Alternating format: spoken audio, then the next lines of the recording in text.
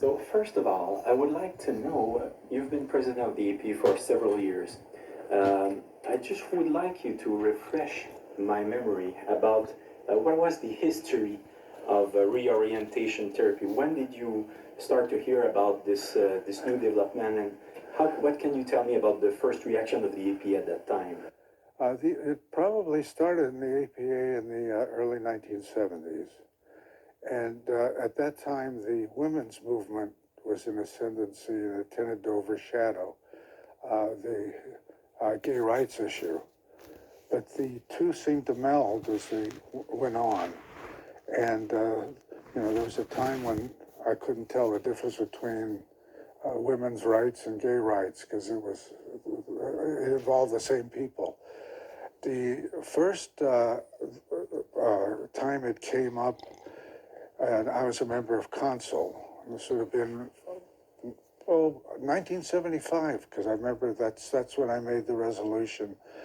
I made the resolution that being gay was not a mental illness.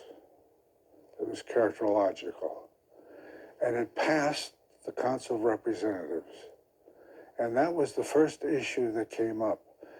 I also said that with that the APA, if it passes this resolution, will also vote to continue research that demonstrates whatever the research demonstrates. Unbiased, open research was never done. It was never done. But the resolution that I made in the council did get adopted, and by a wide margin. In that era, the Leona Tyler principle was paramount, that the APA would never take a position publicly that wasn't supported by scientific evidence, that it had to be scientifically demonstrated. And we abided, the presidents in my era abided by the Leona Tyler principle. All of a sudden, things began to change as things became more political than scientific. The Leona Tyler principle, which was never withdrawn, disappeared. In fact, you can't even find it in the annals of the APA. If I didn't have it, it wouldn't exist as far as they're concerned. But no, I had no idea, none of us had any idea that we were talking about open dialogue, research, unbiased, and the gay rights movement in those days didn't have the kind of militancy it has now. I mean, now it's all or none. In the early years, it was more like, let's see what's happening. From your experience, when did you see this change of direction in the APA coming? It started changing pretty drastically by the late 1980s. By the mid-1990s, the Leona Tyler principle was absolutely forgotten. That political stances seemed to override any scientific results. Cherry-picking results became the mode. And the gay rights movement sort of captured the APA.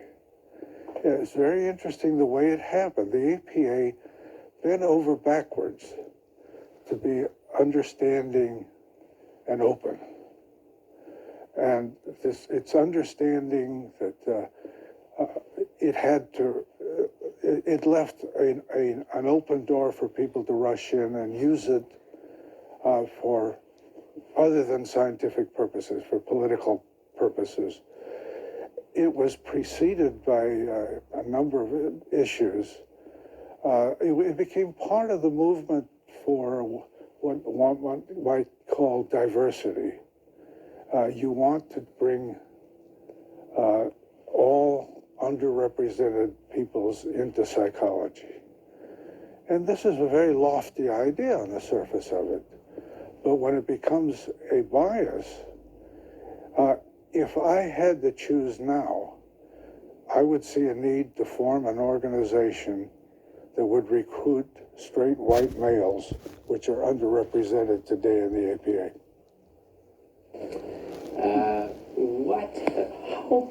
What happened step by step so that the organization changed like this within 20 years? We developed a group of psychologists that numbered around 200 to 250 that rotated themselves through all the offices of the APA.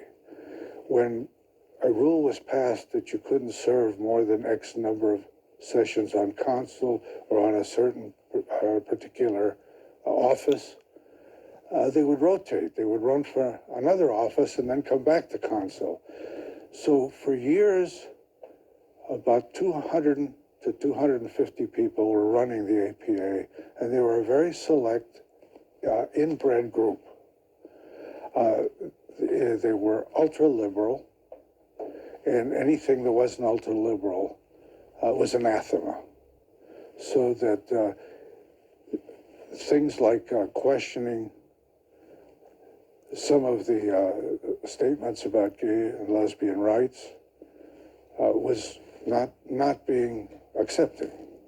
It became a civil rights issue rather than a scientific issue. Now, I believe in civil rights. I was very active in helping gays be accepted in the APA. To this day, I am not opposed to gay marriage. I know I differ with Narth on some of these issues, but nonetheless, my position is that the person is the one who decides what they want to do with their orientation.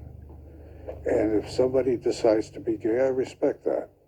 If somebody wants to marry a same sex, I respect that. But I also respect the right to disagree. And that's not allowed. You only hear one side of the issue. You've been president of the APA for how many years? No, I was president-elect, then I was president-elect, and then I was president, and then I was past president, and then the APA got rid of me. Well, you were president during how long? I was president 79 to 80. Okay. I was on the council of APA starting in the early 70s. I was on the board of directors. In the mid-70s, I was elected president-elect in 77. I don't know what the future is because people are dropping their membership in APA.